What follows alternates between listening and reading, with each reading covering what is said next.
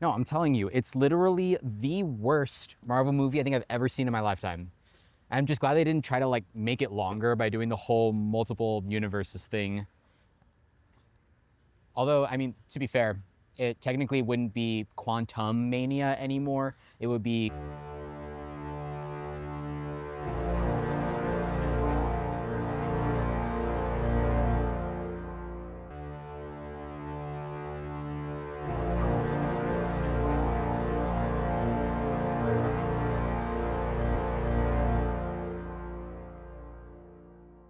How's it going, everybody? You're with Rafa, the Pickleball Tech Dude, and today we're going to be talking about the paddle that has made me rethink everything. I'm referring, of course, to the Ronbus Quanta. This is the newest power paddle in Ronbus's lineup, and if you're watching this video roughly when it comes out, this paddle's already live for pre-orders, and if it's about a week out, it's already out for full launch at $112 retail, $99 if you use discount code RAFA at checkout. As a disclosure, Ronbus did not financially or otherwise support or require this review of me. Using my discount code does provide me a small kickback that allows me to keep making these kinds of videos. However, I highly recommend watching till the end before making that decision, because this paddle needs a lot of context. We're going to run through the tech and specs of all 5 shapes the paddle will be available in, including my most preferred weight setups. Rank them all 1 through 5 in terms of playability at different parts of the court, and finish off with comparisons to its 3 most direct competitors, which are, I can't believe I'm saying this, Ronbus's own Ripple, the Bread and Butter Loco, and the Selkirk Boomstick, in my opinion. Starting with the tech, it's pretty much just welcome Ronbus to the world of floating core Gen 4 paddles. And what we've got is a tale of 3 foams. The most predominant foam you're looking at is a solid EPP, which is the same material that we see in the Selkirk Boomsticks, Bread and Butter Locos, and Carbon True foams. You then have an EVA foam ring that surrounds most of that EPP, which most paddles I just mentioned, as well as many floating core Gen 3s like the 11624 Powers and Thrive Project Furies, have all utilized to increase energy transfer and power in their paddles.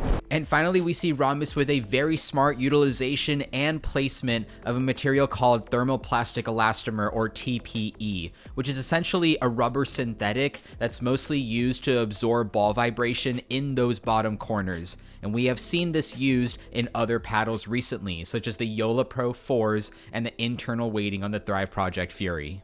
Here's a quick rundown of the specs across all 5 paddle shapes, and one thing to note is that while they all on paper have 5.5-inch handles, the neck taper is noticeably wider on the R5 and R2 shapes, making them feel a little bit shorter. The R1 is an elongated paddle shape with a thin taper towards the arrow curve top. The R2 is more of your standard / wide body squared off shape, kind of like a Yola Scorpius.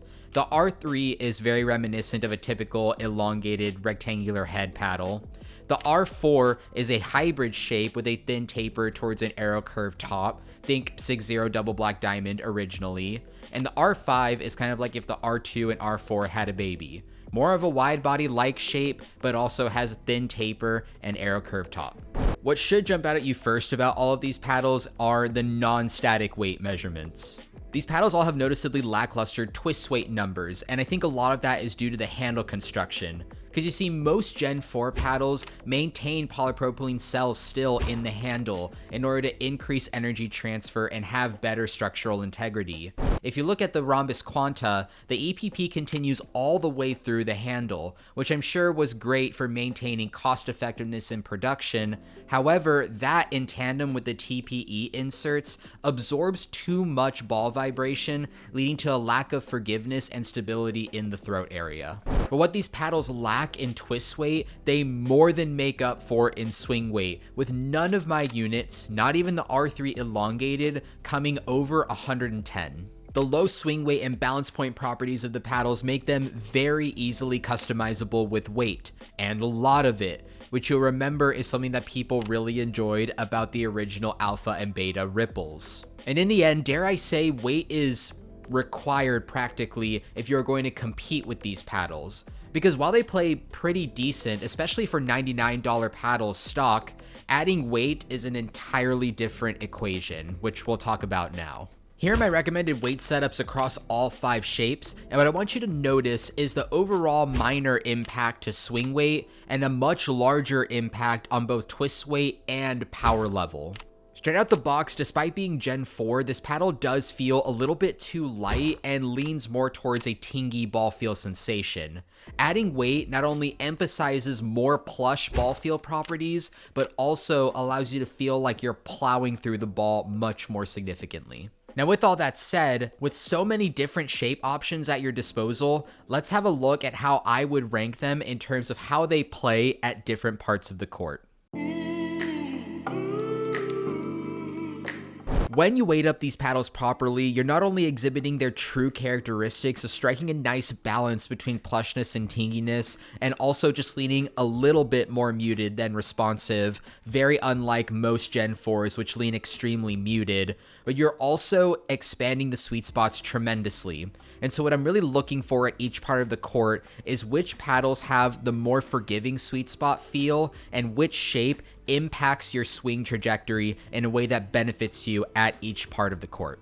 When we're at the baseline talking drives and drops, we have the R1 at the very top of the list for me, with the R3 at a close second. The elongated paddles just have a much easier plow through feeling from the baseline, and the R1 just felt a little bit more maneuverable and whippy over the ball to get more spin on drops. At the very bottom of the list, we have the R5, which generated a surprising number of mishits towards the edges despite the weight setup, and was just a little bit harder than the rest of the paddles to generate enough power over the net with the same swing speed. When we move to the mid-court for more resets, I actually have the R4 topping the list.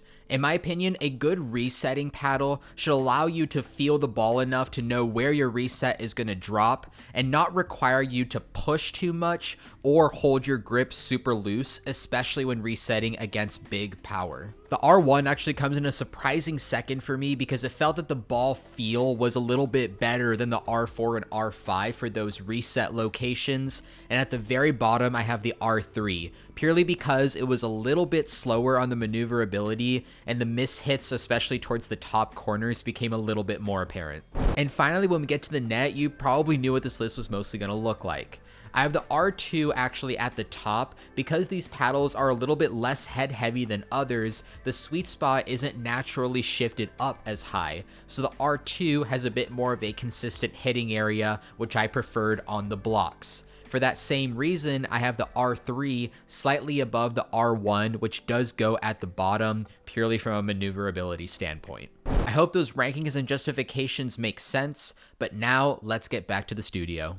All right, so there y'all have it, a full comparison across the 5 different shapes of the Ronbus Quanta. Now, let's have a bit more of an honest conversation in terms of this paddle's competitors and who should actually buy it.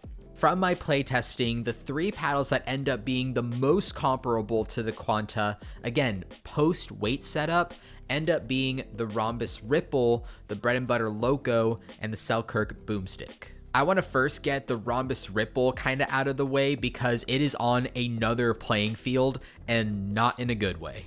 I said this in my Ripple V2 video and I'll say it again. The main attractiveness of the original Ripples was the high power to high maneuverability ratio, and they completely lost that with the V2.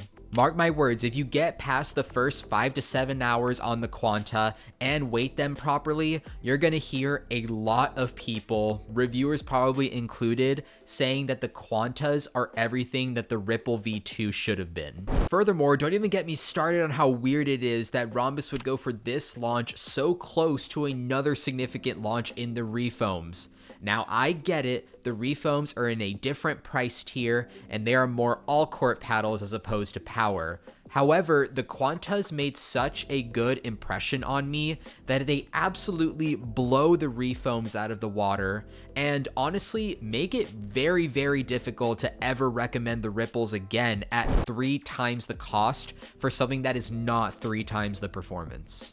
I kind of view the competition to the Boomsticks and the Locos in a very similar way.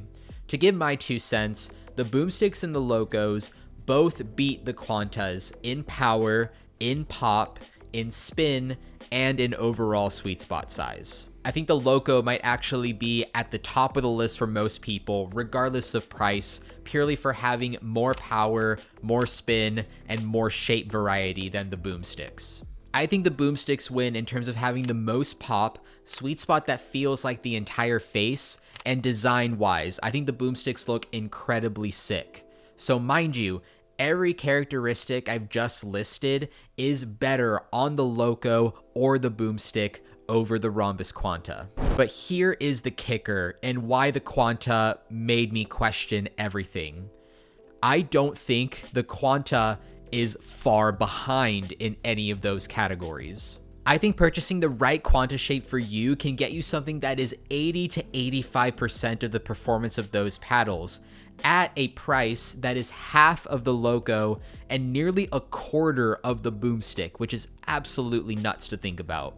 A lot of people will complain, probably mostly about the handles on the Quantas, having weird differences in neck taper thicknesses and also feeling a little bit thicker and stiffer compared to their other paddles. And furthermore, whether or not it makes sense to make your best paddle the lowest price is something that I guess we'll have to see. I mean, I'm not a business person, but regardless, the value to performance ratio of the Quantas is, in my opinion, higher than any other budget paddle I've ever hit. Just looking at the power similarities and the similarity in sound on the court really justify a lot of what I'm saying in terms of how close you can get to the performance of these more expensive paddles. So what I'll leave you with is this. If you already have a Ripple, a Boomstick, a Loco, then this is not a paddle that you should switch to, as what you've got is already probably a little bit better made and better performing. However, if you end up running through one of those paddles and you are looking for a cheap way to practically replace them for a significant fraction of the cost, then I don't think there is a better recommendable paddle than the Ronbus Quanta. I do hope this video was helpful, so if you made it here to the end, thank you so much for watching. Remember to like, subscribe, comment down below if you've tried this paddle and have any thoughts, or if you have any other remaining questions. And with all of that said, stay happy, stay healthy, and stay on the court until the next one. Peace.